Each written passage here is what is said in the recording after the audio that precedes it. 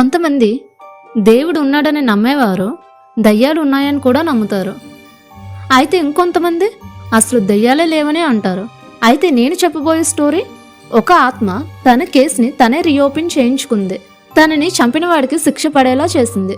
డీటెయిల్స్లోకి వెళ్తే, అమెరికాలో వెస్ట్ వర్జీనియాకు చెందిన గ్రీన్ బ్రియర్ కౌంటీలో ఎల్వా జోనా హీస్టర్ అనే ఒక కొత్తగా పెళ్లైన యువతి పెళ్లైన 3 నెలలకే అనుమానాస్పదంగా మృతి చెందింది.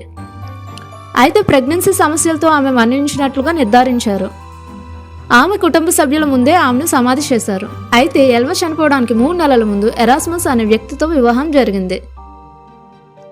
అయితే ఎల్వా చనిపోయిన కొన్ని రోజుల తర్వాత తన తల్లి మేరీ నిద్రపోతున్న సమయంలో ఆమె బెడ్ దగ్గర ఎల్వా ఆత్మలా కనిపించిందంట. ఆమెది సహజ మరణం కాదని, తన భర్త తనని చంపాడని తన తల్లితో చెప్పింది.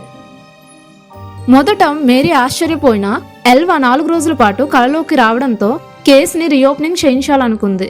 తర్వాత ఎల్వా తల్లి మేరీ స్థానిక ప్రాసిక్యూటర్ జాన్ దగ్గరకు వెళ్లి కేసును రీఓపెన్ చేయాలని ప్రాధాయపడింది. ఎల్వా మరణంపై అనుమానం వచ్చిన జాన్ ఎరాస్మస్ ఎలాంటివాడని స్థానికంగా ఆరా తీశాడు. ఎల్వాను తన భర్త ఎప్పుడూ కొట్టేవాడని, వేధించేవాడని స్థానికులు చెప్పారు. తన భర్తే చంపాడని జాన్కి అనుమానం వచ్చింది. వెంటనే జాన్ ఎల్వా బాడీని పోస్ట్ మార్టం చేసిన డాక్టర్ను కలిశాడు. అయితే ఎల్వా చనిపోయిన రోజు బాడీకి సరిగ్గా పోస్ట్ మార్టం చేయలేదని డాక్టర్ స్వయంగా ఒప్పుకున్నారు. కేసు రీఓపెన్ అవ్వడంతో 1897 ఫిబ్రవరిన ఎల్వా బాడీని సమాధి నుంచి బయటకు తీసి ఫారెన్సిక్ పరీక్షలు చేశారు. 1897 మార్చి 9న ఎల్వాది హత్యనని రిపోర్ట్స్లో తేలింది. ఆ రిపోర్ట్స్లో ఎల్వా భర్త ఫింగర్ ప్రింట్స్ దొరికాయి.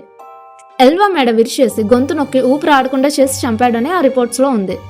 ఆమె గొంతు దగ్గర ఆహార గొట్టం కూడా పగిలిపోయింది. ఎరాస్మస్ విరిగిన ఎల్వా మెడ వాలిపోకుండా ఉండడానికి ఎల్వా మెడకు స్కార్ఫ్ కట్టి తన తల కింద దిండ్లు పెట్టాడు. ఎరాస్మస్ చేసిన అరాచకం బయటకు రావడంతో పోలీసులు అతన్ని అరెస్ట్ చేశారు. తర్వాత జీవిత ఖైదీ శిక్ష పడింది. అయితే ఇన్వెస్టిగేషన్ చేసే టైంలో ఎరాస్మస్ గురించి ఇంకొన్ని నిజాలు బయటకు వచ్చాయి. అతను ఎల్వా కన్నా ముందు 2 పెళ్లిళ్లు చేసుకున్నాడు. మొదటి భార్య ఇంత నీచుడిని ఎక్కడా చూడలేదు అంటూ విడాకులు తీసుకుంది. రెండవ భార్య పెళ్లైన సంవత్సరంలో అనుమానాస్పదంగా చనిపోయింది. ఎల్వా 3వ భార్య. అయితే ఎరాస్మస్ ఎలాగైనా 7గురిని పెళ్లి చేసుకోవాలనుకున్నట్లు జైల్లో తోటి ఖైదీలతో చెప్పాడు. తనపై కేసులో సరైన ఆధారాలు లేవని, త్వరలోనే విడుదలవుతానని తోటి ఖైదీలతో గర్వంగా చెప్పుకున్నాడు. ఇదిలా ఉంటే ఎరాస్మస్ జైలు శిక్ష పడిన కొన్ని రోజులకే అంతుచిక్కని వ్యాధితో చనిపోయాడు. అయితే ఎల్వా ఆత్మే అతన్ని చంపిందని అందరూ అనుకున్నారు. ఈ వ్యాధి ఎవరికి సోకకుండా స్థానిక శ్మశాన వాటికలో అతన్ని సమాధి చేశారు. ఎల్వా ఆత్మ ద్వారానే కేసు పరిష్కారం అయిందని చెప్పి ఆమె సమాధిపై వెస్ట్ వర్జీనియా అధికారులు శిలాఫలకాన్ని ఏర్పాటు చేశారు. అయితే ఒక ఆత్మ సహాయంతో ఒక కేసు సాల్వ్ అవ్వడం ఇదే మొదటిసారి.